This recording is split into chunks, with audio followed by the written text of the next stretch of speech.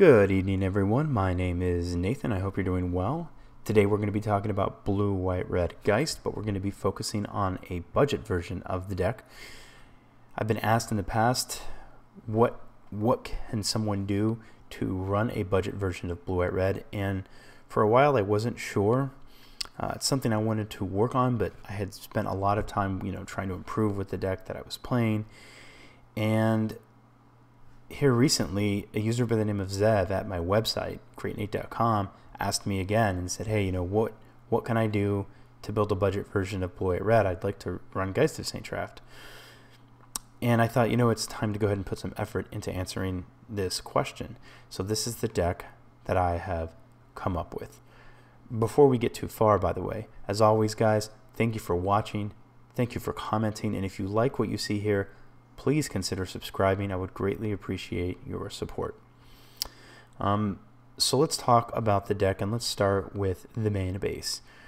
We are saving about $80 by not running Celestial Colonnades.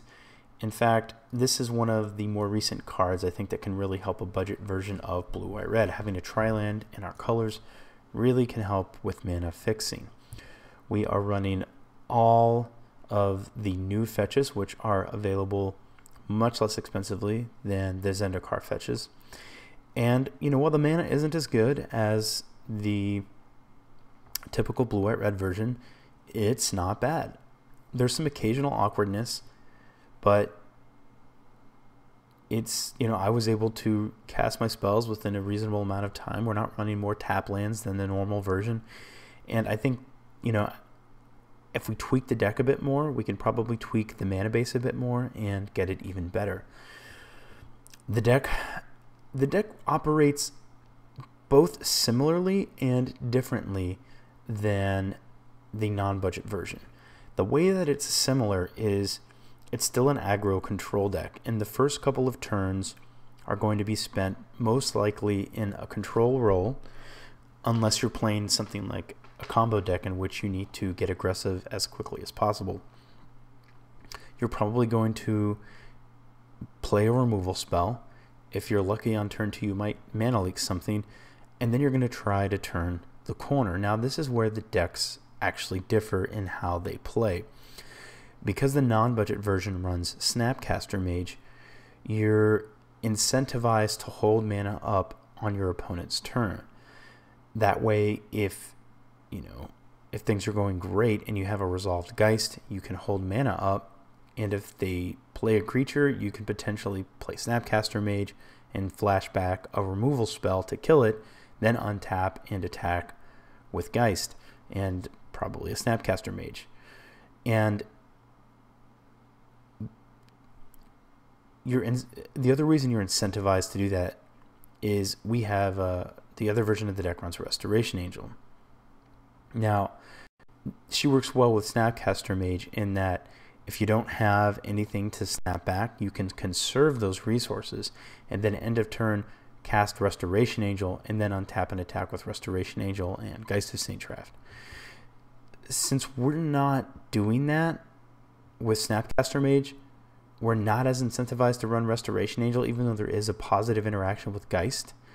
So we're doing more with our mana on our turn.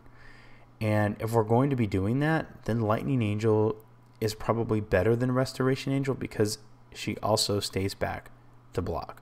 So unlike the non-budget version, we're going to be using more of our mana on our turn. Now, that could potentially get a little awkward with mana leak in that you can't actually play a 3-mana threat and hold up mana leak till you get to 5 mana. It's possible that we want mana leak to be something else, but this list isn't optimized. This is, I would say, like a shell to start with. Now, I did sort of run the deck through a sanity check, I guess you could say, and I had my buddy Scott McCallum take a look at it. I highly recommend you guys go view his content over at Twitch TV, username Mr. Scotty Mac. He has a great show called Mastering Magic. I highly encourage you guys to check that out. But he took a look at the list and said, yeah, that seems reasonable. So I knew I was on the right path. In fact, I went and ran it through some games in Magic Online. I managed to beat Burn. I beat Abzan. I also lost to another Abzan deck and lost to another Burn deck. But the deck isn't bad. You're never going to play this deck and be like, oh my gosh, this budget version of the deck is just terrible. It's actually fairly good.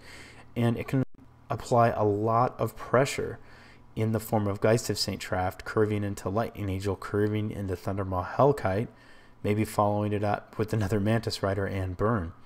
So you definitely want to play this version of the deck aggressively.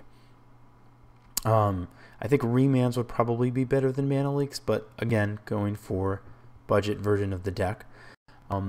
Valorous Stance, I've included one more than we have in our typical blue-white-red version.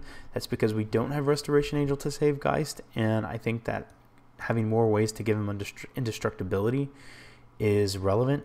It's important to remember, too, that when you make Geist indestructible, he lives to attack again, so you're actually getting 8 points of damage in the air worth of value from that Valorous Stance. Of course, we have the 4 Geist of St. Traft. We have all of the burn and removal, 3 electrolyzes because there's a lot of Lingering Souls tokens out there right now, 4 Mantis Rider, 4 Lightning Angel, and 2 Thundermaw Hellkite. The sideboard is more or less built off the blue-white-red non-budget sideboard that I've been running. Since we're not running Snapcaster Mages, we can actually utilize Rest in Peace, and there's a lot of decks that use their graveyard as a resource, so this is very relevant. Interestingly, you can bring it in against the Mirror, and it's going to be quite good. It's also good against Abzan because it shrinks Voice. One thing you'll notice that we've kind of dropped from the Team Geist list is Core Firewalker. Now, I don't know if Core Firewalker should be this guy or if it should be a card like Rest for the Weary. And if you're not familiar with Rest for the Weary, I'll go ahead and bring it up for you. It can gain you 8 life and counter a lot of burn spells. So I think it might actually be just better dedicated burn hate than Core Firewalker. It's also easier to cast. But, you know, I wanted to try the Core Firewalkers because we also want to be an aggressive version of the deck, and that is a body that can attack. Overall, the rest of the sideboard is pretty similar. The rest of the Valor stances are in here for the Abzan matchup, Engineered Explosives for Abzan, and Affinity, and Wear Tears for Affinity, and decks with artifacts and enchantments, Negates for control and combo, Counterflux for control and combo. I'm not going to go into every matchup now. As far as what this deck is strong and weak against, it's hard to say. I've only played the deck through a few games. But yeah, so that's more or less the shell of the deck. I'm actually interested in spending a little bit more time with it to see if I can fine-tune it just a bit more. I'm curious to hear feedback from those of you that are interested in a budget blue-white-red deck, and those of you that feel like you have some opinions on a budget version. Maybe there's some things I haven't considered, or some things you think that you believe I shouldn't be doing. Please let me know what your opinions are. And that's pretty much it, guys. I don't have time to run it through any games right now, but as always, thank you for watching. Thank you for commenting. As I said before, if you like what you see here, please consider subscribing. I would greatly appreciate your support. And lastly, draw well and smash face.